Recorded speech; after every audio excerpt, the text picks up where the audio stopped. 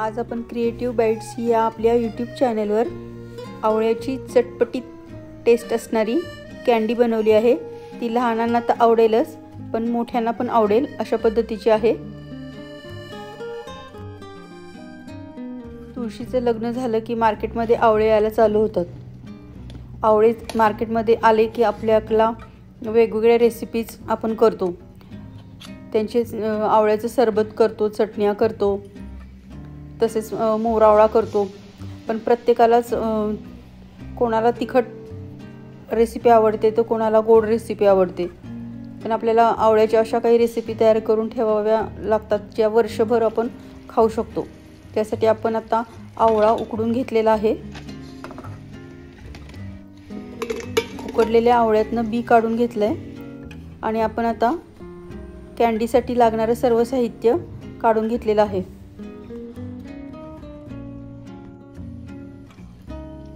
एका कढईमध्ये तूप घ्यायचं। तूप ऑप्शनल आहे, तूप नाही टाकलं तरी पण चालतं, पण तूप टाकलं तर आपला जो आपण जी रेसिपी करणार आहे ती कढईला लागणार नाही, त्यामुळे आपण तूप घातलेलं आहे। आवळा कुकरमध्ये आपण उकडून घेतला होता, त्यातलं बी काढून मिक्सरला काढलं आणि त्याचा जो गर आहे तो पण आता तुपामध्ये भाजून घेणार आहोत।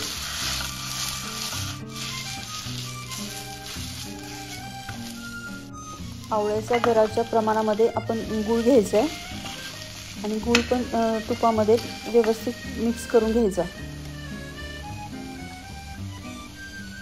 या रेसिपीला तुमच्याकडे जर गूळ पावडर असेल तर ती पण तुम्ही वापरू शकता। आता आपण मसाले कुटून घेणार आहोत। मिरे, ओवा, बडीशोप आपण खलबत्त्यामध्ये कुटून घेणार आहोत। आपण मिरे, बडीशोप आणि ओवा घातलेला आहे। मिऱ्यामुळे आपल्या रेसिपीला थोडंसं स्पायसीनेस येईल आणि बडीशोप आणि ओव्यामुळे आपली जी आपण गोळी बनवणार आहोत ती पाचक गोळी पण होईल आणि आपण जेवण केल्यानंतर पण आपण बडीशोप बरोबर ही गोळी जर खाल्ली तर आपल्याला अन्न पचायला सोपं जाईल। मोरावळा किंवा दुसऱ्या कुठल्या आवळ्याच्या रेसिपीज असतात त्या आपण करतो, पण रेग्युलर खाल्ल्या जात नाहीत। पण अशा पद्धतीने जर आपण पाचक गोळी बनवली तर जेवण झाल्यानंतर आपण आठवणीनं आपल्याला ती खाल्ली जाईल आणि अशा पद्धतीने नियमित आपल्या पोटामध्ये आवळा जाऊ शकतो। आता आपण सुंठ पावडर, धनेजिरे पावडर, आमचूर पावडर आणि काळं मीठ अशा पद्धतीने आपल्या बडीशोप, ओवा आणि काळे मिरेच्या पावडरी बरोबर बाकीच्या पावडरी पण घालून आपण सर्व मिश्रण एकत्र करून घ्यायचे। आवळा हा वर्षभर काही मिळत नाही, फक्त हिवाळ्यातच मिळतो, पण खाल्ला मात्र वर्षभर जातो। त्यासाठी आपण जेव्हा मार्केटमध्ये भरपूर आवळा असतो तेव्हाच अशा पद्धतीच्या रेसिपीज आपण तयार करून ठेवू शकतो। ही रेसिपी बनवताना समोर उभा राहून कंटिन्यू आपल्याला चमच्याने हलवायचं आहे, कारण जर आपण दुर्लक्ष झालं तर ते खाली लागण्याची शक्यता असते, कारण गूळ लवकर कडक होतो। आपण तूप घातलंय, तुपामुळे आपलं गुळाची जी उष्णता आहे ती कमी होण्यास मदत होते। काही काहींना गूळ खाल्ल्यानंतर त्यांच्या शरीरामध्ये उष्णता वाढते, त्यांनी गुळाच्या रेसिपीमध्ये जर तूप घातलं तर गुळापासून जे साईड इफेक्ट आहेत उष्णतेचे ते होणार नाहीत आणि गुळाचे जे फायदे आहेत ते आपल्या शरीराला मिळतील। आपल्याकडे ऋतू बदलला की ऋतूबरोबर आपले खाण्याचे पदार्थ पण बदलतात।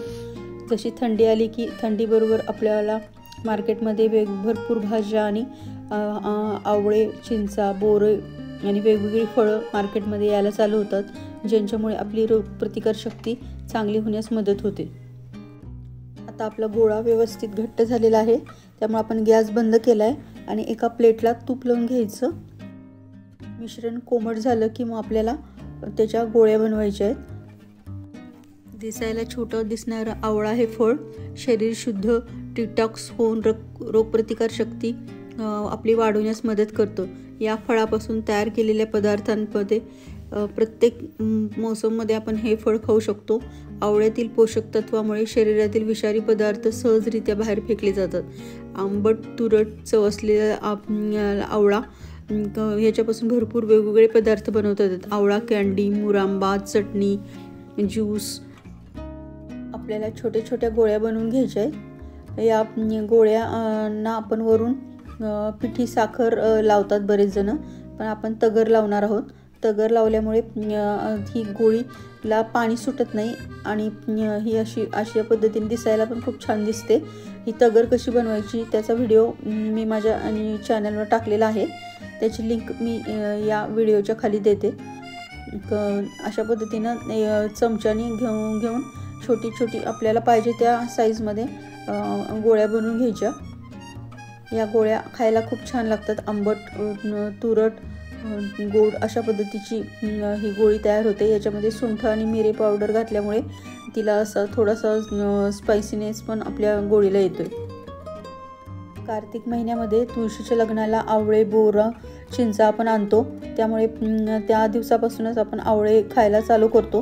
त्याचबरोबर कार्तिक महिन्यामध्ये आणि एक पद्धत आहे की आवळी भोजन करतात. सगळेजण घरातले लोक एकत्र येऊन आवळ्याच्या झाडाखाली जेवायची पूर्वी पद्धत होती. आवळ्याच्या झाडामध्ये आजूबाजूचं वातावरण प्रसन्न ठेवण्याचे गुण आहेत. तसेच अँटीव्हायरल गुणधर्मसुद्धा आवळ्याच्या झाडाखाली मिळतात. आपलं शरीर आतून बाहेरून निरोगी ठेवणारा आवळा तुम्हाला तिखट, गोड, आंबट, तुरट अशा पद्धतीची चव आवडत असेल तर अशा पद्धतीची कँडी बनवा आणि आपला आहारात नियमित आवळा ठेवा, ज्यामुळे आपली रोगप्रतिकारशक्ती चांगली होईल आणि आपल्या जवळ पण कुठला आजार येणार नाही. अशा पद्धतीची जर तुम्हाला रेसिपी माझी आवडली असल्यास लाईक, शेअर आणि सबस्क्राईब करा आणि आपल्या चॅनलवरचे नवीन नवीन व्हिडिओ पाहत राहा. थँक्यू.